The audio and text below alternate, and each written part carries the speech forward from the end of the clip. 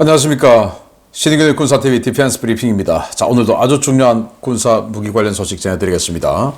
세계 최대의 또 최고의 군사 전문 정보 소식지죠. 바로 제인스. 이 제인스에서 중국의 이 무기 체계 어떤 그 기지의 이동 동향을 전하면서 이게 지금 한국이 위험해졌다. 특히 한국 서해안 연평도, 백령도 딱 집어서 사진까지 해놓고 한국이 위험해졌다 라고 이야기를 했는데 도대체 지금 무슨 일이 있는지 살펴보도록 하겠고요. 일본이 미국 주도의 서방 동맹 체제에서 이 군사 무기 분야에서 완전히 중추적 역할로 발돋움하고 있습니다.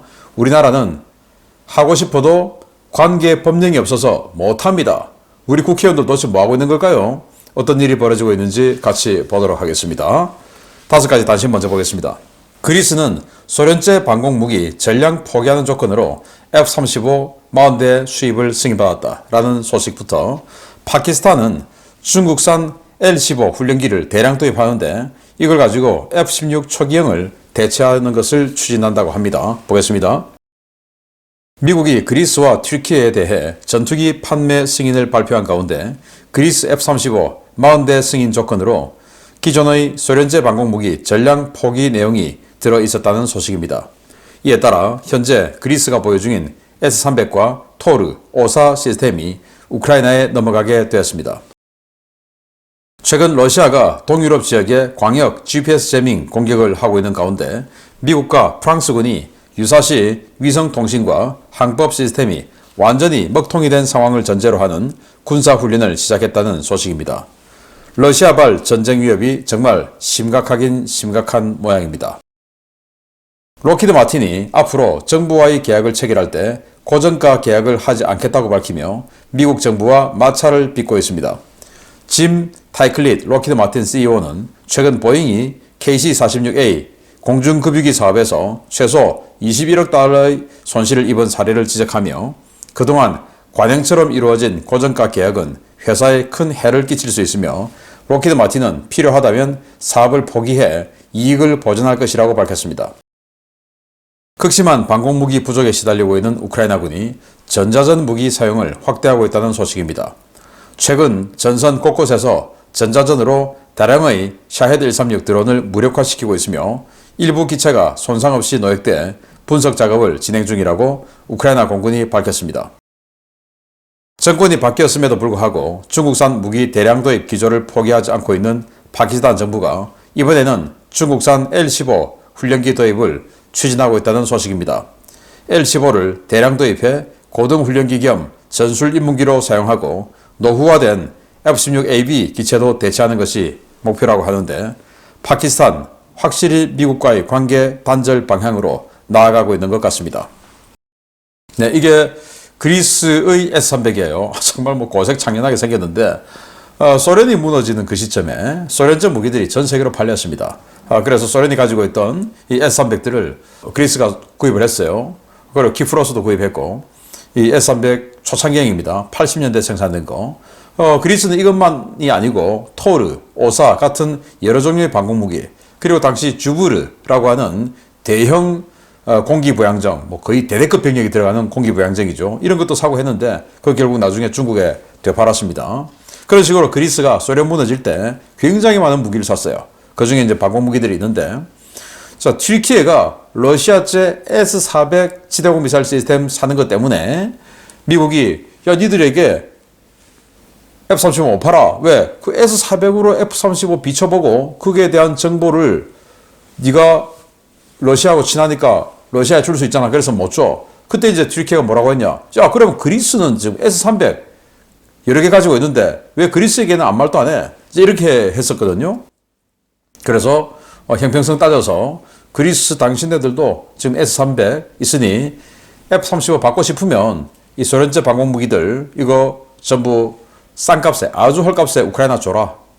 그래서 기여도 하고, 그리고 튀르키예의 저 불만도 잠재우고 그렇게 해라. 이렇게 해서 이 그리스가 동의를 하고 이것들을 우크라이나에 아주 싸게 매각을 하고, 이 S-300 같은 경우에 지금 그리스 그리고 키프로스 가지고 있으니까 최소 한 2개 포대 됩니다. 이런 것들 우크라이나에 주고 F-35 받기로 했다. 뭐 서로 좋은 윈윈이라고 봅니다.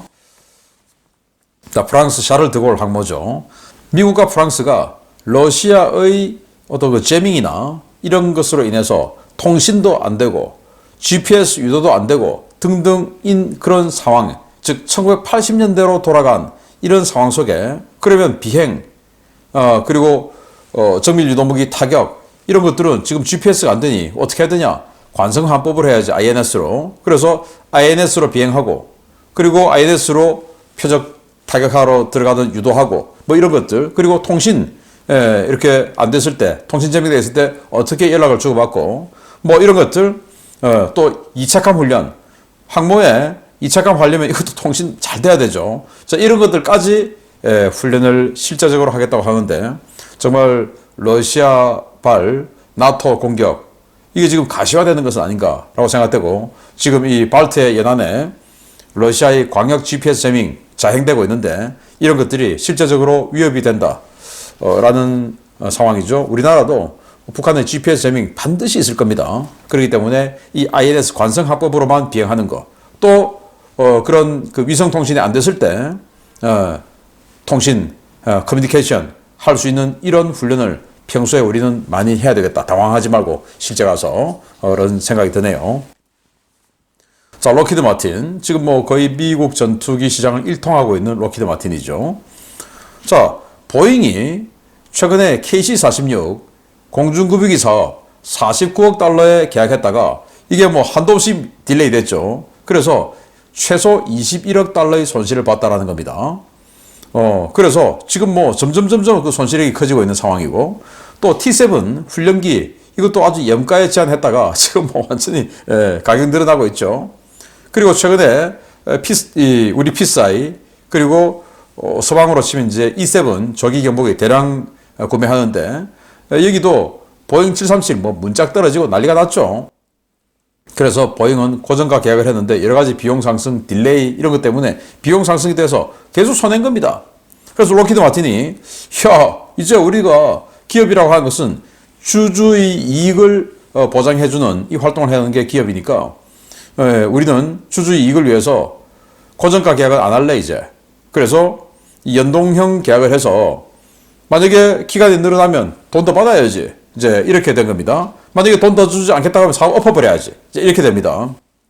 자, 보잉은 전투기 시장에서 완전히 지금 지리멸을 하고 있고, 노스럽 그루만이 있는데, 노스럽 그루만은 거의 뭐 폭격기로 지금 하고 무인기 쪽으로만 하고 있고, 전투기는 안 하고 있죠. 그러니 실제적인 이 스텔스 전투기는 록히드 마틴이 거의 뭐 일통을 하고 있으니 갑이 돼버린 겁니다. 을이 갑이 돼버린 겁니다. 그래서 이런 거 보면 이제 경쟁체제가 참 중요하긴 한데, 아무튼 록히드 마틴이 이런 발언을 해서 미 국방부가 앞으로 조금 골치가 아프겠다 라는 생각이 드네요. 자, 이 정도 되면 미운 털 밖에서 야 그럼 너 빠져 해야 되는데 여기밖에 없으니까 할 수도 없는 것이고. 자, 우크라이나가 전자전을 이제 활용해서 샤드 136 이런 거 격추시키고 있다라는 건데, 그동안 뭐 샤드 136 이런 거 오면 그것도 뭐 향해서 아주 비싼 미사일 쏘고 막 이랬죠. 왜? 자꾸 주니까. 그런데 지금 이제 잘 안 오니, 야 드론 이런 건 전자전으로 하자. 진짜 미사일 날아올 때 요격 미사일 쏘고, 드론 이런 거 탄도 중량도 얼마 안 되는 것 때문에 요격 미사일 2발씩 쏘는 이거 안 맞잖아. 이렇게 해서 이제는 이 전자전으로 통제권을 뺏어버리는 이런 작업을 많이 하고 있다는데 효과가 좋다라고 합니다. 우리도 이런 거 반드시 개발해야 되겠죠.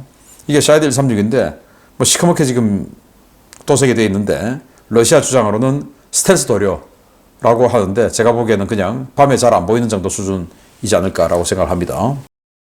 파키스탄이 중국산 L-15 훈련기를 대량 도입하는데 이건 애프터버너가 있어서 초음속이 돼요.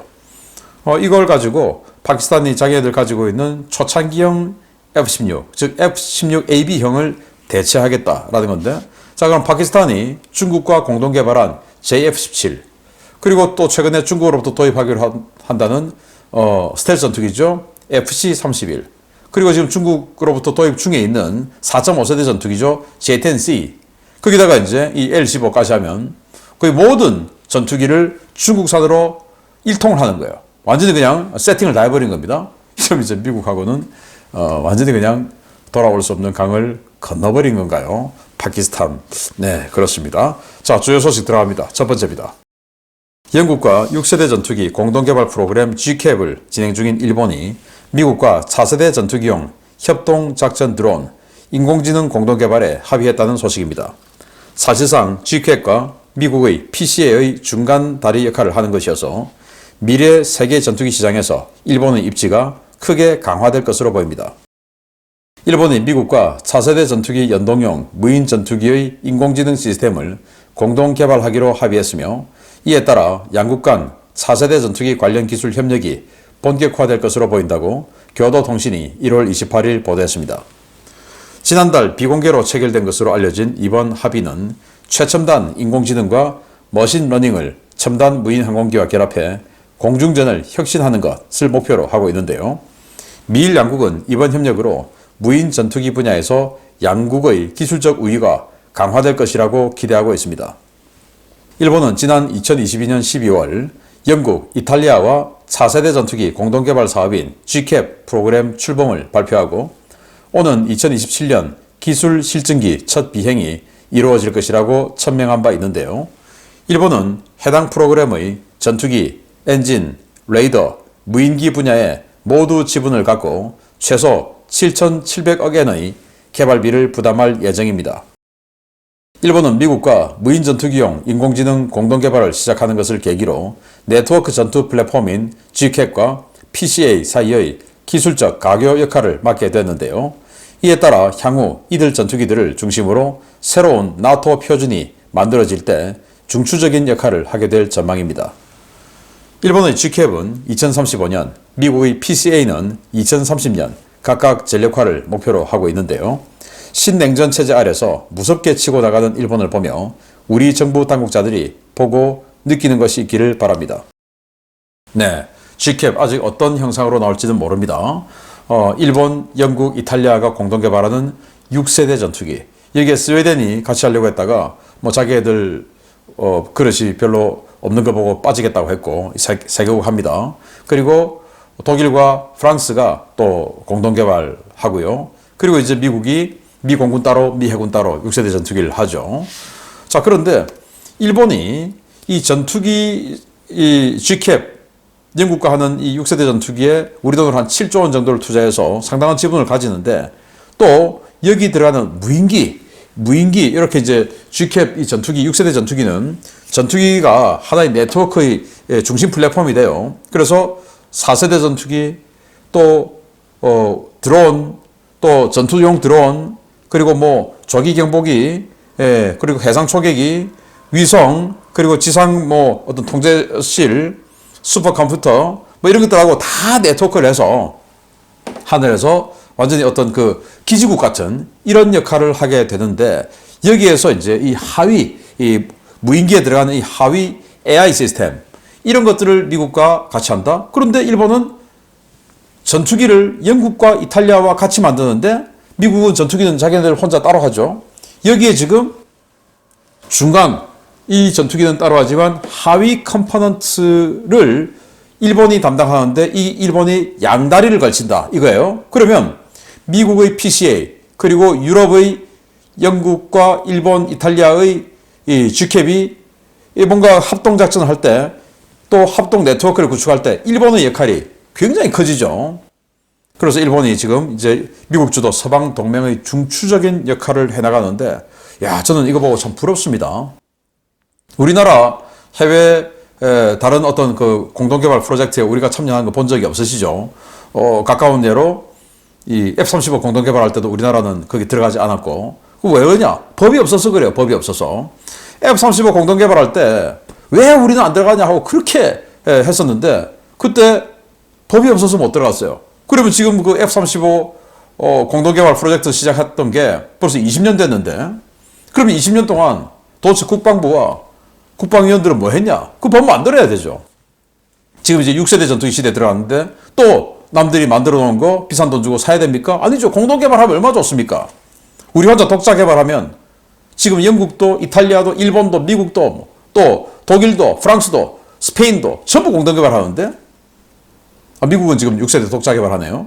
그런 마당에 우리가 미국하고 어깨를 나란히 독자 개발한다고요? 그 비용은 다 누구 호주머니에서? 카이 배불려주기 위해서 우리 호주머니 내에서 카이 돈 주는 겁니까? 우리 이렇게 어렵게 사는데? 아니죠. 공동개발하면 되죠. 그럼 우리도 라이센스 다 가지고 지분 다 가지고 할 수 있죠. 카이드 일감도 주고. 그런데 왜 못하냐? 법이 없어서. 공동개발 프로젝트에 우리의 개발에 인도네시아를 데리고 와서 할 수는 있지만 저쪽 개발에 우리가 투자할 수는 없는 겁니다. 법이 없어서. 그러면 국방부에서 정부 입법으로 해서 법을 만들든지, 국방부가 안 하면 국회 국방위원들이 의원 입법을 통해서 만들든지 이래야 되는데, 우리 국방부도 소신 의지 없고 의원들도 소신 의지 없고 뭐 이런 겁니까? 정말 기가 차죠. 그래서 남들은 지금 앞서가는데 우리만 지금 넉넉히 있는 이런 상황. 정말 정부와 우리 대한민국 국민들의 민의를 받은 의원들이 너무나 무책임한 거 아니냐라는 생각이 드는데, 빨리 이거 개발 단계에서 투자할 수 있는, 공동개발에 들어갈 수 있는 이런 관계법령을 빨리 만들기 바랍니다. 두 번째입니다. 중국이 보하이만 연안 방어로 배치됐던 지대한 미사일을 산둥성으로 이동 배치했다는 소식입니다. 우리나라 이함대에 대한 위협을 크게 강화한 것인데, 점점 이빨을 드러내는 중국에 맞서 우리도 대응책 마련을 서둘러야 할 것 같습니다. 중국 북해함대가 산둥반도 옌타이시 남쪽의 해안에 YJ-62 지대함 미사일로 구성된 한 개 여단급 대함미사일 부대를 이동 배치했다고 복수의 워싱턴 소식통이 1월 29일 리포트했습니다. 이번 미사일 이동 배치 정보는 지난 1월 26일 중국 관영 CCTV에 공개된 1분 분량의 선전용 영상을 통해 처음 식별됐는데요. 일본 워싱턴 소식통들은 훈련 영상의 지형과 위성 사진을 분석해 이동 배치된 지역을 산둥성 옌타이시 하이양 일대 해안으로 특정했습니다. 이동 배치된 부대는 보하이만 일대 방어를 위해 다렌시 와이창산 일대에 주둔하던 제332 해안방어여단으로 추정되는데요. 332여단이 산둥반도로 이동하면서 북해함대 소속의 모든 지대함 미사일 부대는 이제 산둥반도에서만 운용될 것으로 보입니다. 이와 관련해 네발 뉴스는 YJ-62는 사거리 500km, 탄도 중량 300kg의 대형 미사일이라며, 이 미사일은 마하 0.9의 속도로 순항하며 5,000톤급 함정을 일격에 격침시킬 수 있다는 것은 물론 지상 공격도 가능하다라고 평가했습니다.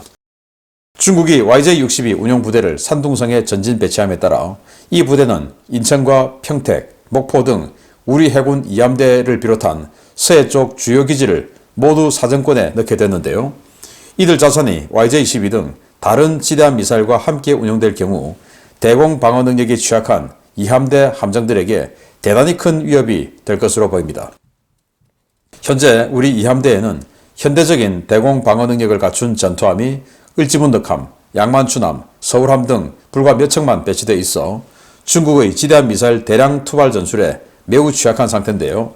급격히 강화된 서해 미사일 위협에 대비해 이함대의 대공 전투 능력을 끌어올릴 수 있는 대책 마련이 시급해 보입니다.